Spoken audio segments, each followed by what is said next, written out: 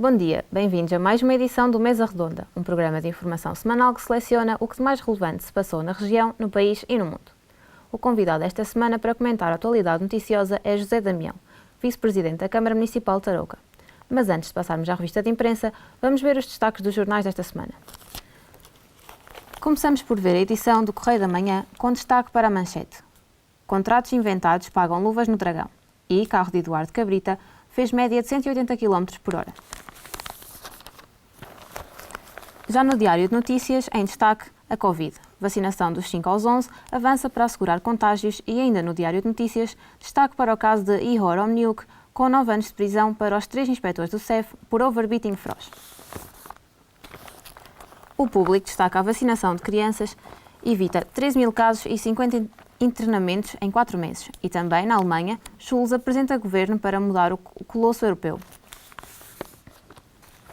Na edição do Jornal de Notícias, destaque para o Benfica, que vence o Dinamo Kiev, garantindo o apuramento para os oitavos de final da Champions e também condenados por corrupção duplicaram numa década. Os comentários desta semana são feitos pelo vice-presidente da Câmara Municipal de Tarouca, José Damião. José Damião, boa tarde. Boa tarde. Vamos começar então aqui pela primeira pergunta. Começamos por analisar a manchete do Público, com um assunto que tem estado na ordem do dia, o Covid, e a vacinação das crianças dos 5 aos 11 anos. Qual é que é a sua opinião sobre este tema? Acha que as crianças devem ser vacinadas?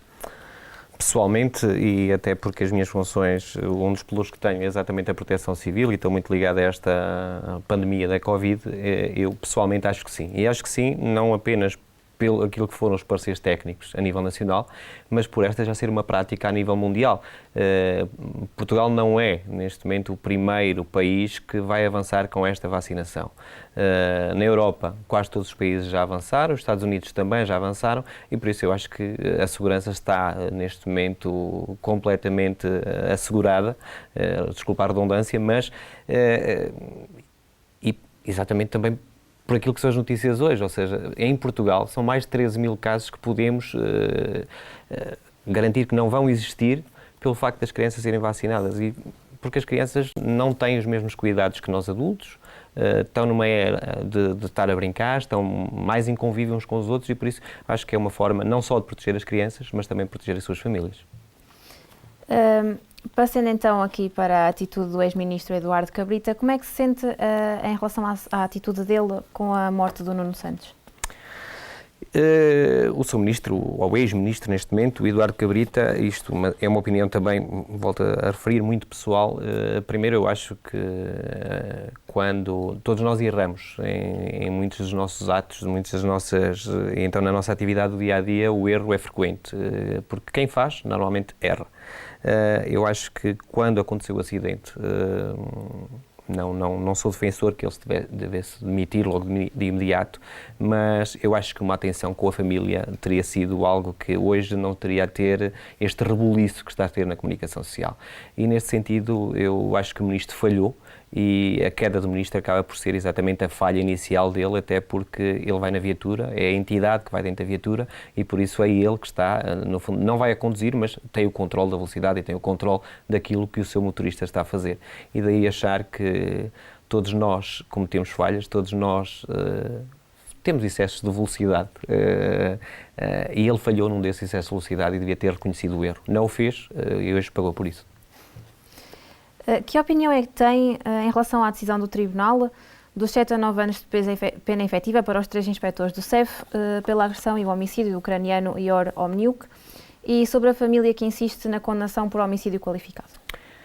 É um exemplo, e é um exemplo que eu acho que chega na hora certa. Portugal é considerado um dos países mais seguros do mundo, e neste sentido nós não podemos em nenhum momento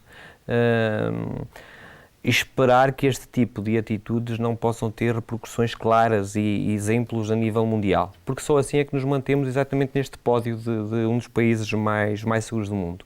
E se queremos continuar a ser um país atrativo, não só para quem nos visita, mas para quem decide um dia vir viver para Portugal, só o podemos fazer com algumas medidas um bocadinho mais pesadas, e neste caso não a considero assim tão pesada quanto isso, até porque é a morte de uma pessoa, de um ser humano, e não é pelas mãos de um indivíduo qualquer, é pelas mãos de uma autoridade, no caso o CEF. Daí eu achar que esta pena até bem um pouco mais leve do que aquilo que eu julgava que viria, e daí concordar inteiramente com a família e passar então para esta medida de homicídio qualificado, porque acho que é aí que ela deve posicionar-se. Em relação ao aumento de condenados por corrupção nos últimos 10 anos, fala-se também na falta de meios para os agentes judiciários meterem... Posso repetir esta pergunta, por favor?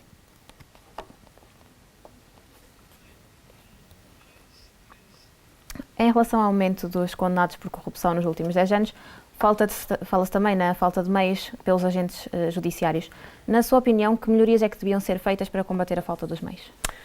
Por opção, porque é para mim uma paixão, decidi ter uma atividade que é sempre temporal na área da política. E eu continuo a achar que esta área da corrupção é essencialmente por falta de legislação. Não é por falta, não é tanta falta de meios, mas é tantas vezes é vermos aquilo que são as forças de segurança, as forças de investigação, são elas que acabam por estar algemadas a uma legislação que não lhes dá a oportunidade de combater esta corrupção. Nós vivemos num país que precisa deste combate efetivo, daquilo que é a estatística mundial. Portugal continua a ser um dos países com maior corrupção no mundo, e isto não se consegue só com meios, mas consegue também com uma legislação mais apertada, uma legislação mais definida e uma legislação que puna efetivamente quem acaba por ser corrupto. O que é que acontece no meio disto? E para gente como eu, que está no meio político, acabamos por estar todos envolvidos, todos no mesmo saco, quando todos sabemos que esta não é a verdade. A corrupção é algo muito com um foco muito específico em, provavelmente, algumas atividades, em algumas pessoas, mas nem todas as pessoas, nem todas as atividades têm este tipo de comportamentos. E, neste sentido, eu acho que a legislação na área da corrupção tem que ser muito forte e continuo a julgar que qualquer pessoa que tenha qualquer tipo de poder ou de cargo ou de função que permita, por algum motivo, ter algum tipo de corrupção na vida, deve ter uma vida completamente transparente. E quando falo em transparência, falo em contas bancárias sem qualquer sigilo, tem que ter o património completamente declarado. Para quê? Para que durante a sua atividade alguém possa investigar. Em Portugal não é assim, sabemos que não é assim. As pessoas continuam a viver uma vida relaxada, nós continuamos a ouvir todos os dias nos noticiários a falar em offshores, a falar em movimentos suspeitos, e depois temos as nossas autoridades, e no caso as autoridades na área da investigação, que não têm uma legislação que os apoie, nem que os faça chegar a este tipo de atividades ilícitas, que é aquilo que nos preocupa a todos. Bem, Sr. Vice-Presidente, estamos a chegar ao fim. Quer comentar alguns dos destaques regionais que lhe tenha chamado a atenção nestes últimos dias?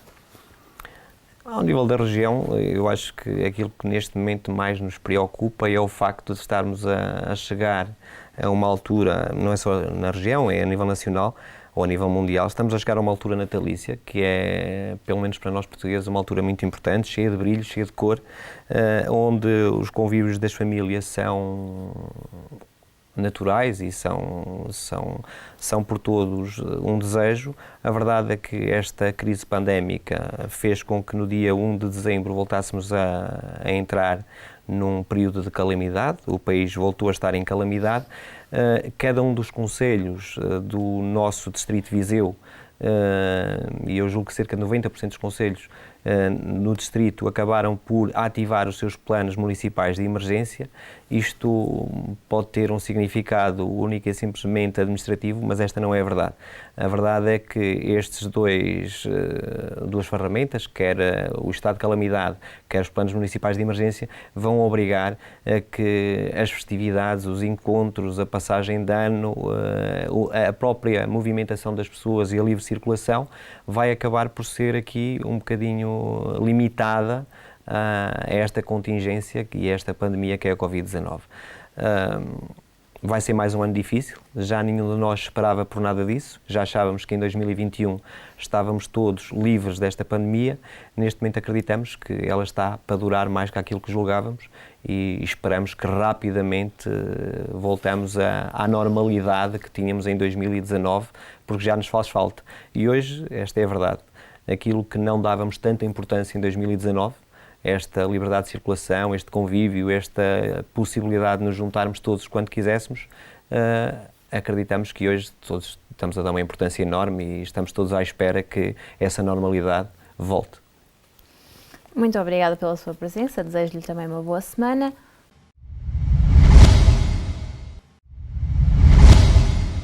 Continuando com a nossa informação semanal, em foco na atualidade cultural, destacamos o Eternals, o novo filme da Marvel de Chloe Zhao. O filme conta com a história dos Eternos, que fazem parte de uma raça modificada geneticamente pelos deuses espaciais, conhecidos como Celestiais. Dotados de poderes, eles são frutos de experiências fracassadas dos seus próprios criadores, que também foram responsáveis por gerar os Deviantes, os seus principais inimigos. O filme também ganhou destaque por apresentar a primeira super-heroína com deficiências auditivas e o primeiro super-herói homossexual. E com isto me despeço, a informação regressa à ESEB TV na próxima semana. Desejo-lhe uma ótima semana e cá nos encontramos de hoje a 8 dias. Mas antes de terminarmos, vamos conhecer o momento cultural da semana, hoje com a performance de dança de Cristiana Gomes.